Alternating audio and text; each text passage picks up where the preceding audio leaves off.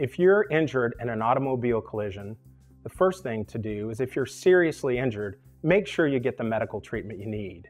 If your injury is not as serious and you don't need immediate transportation to a hospital, talk to the other driver, get their insurance information, identify any witnesses that are there and get their names.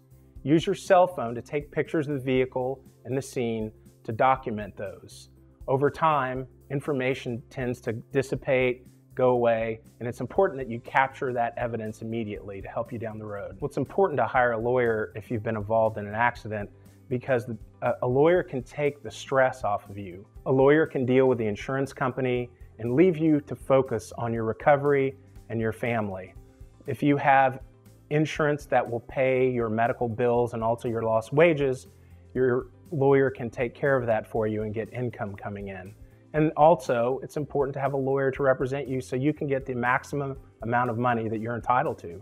The insurance company is not going to voluntarily give it up.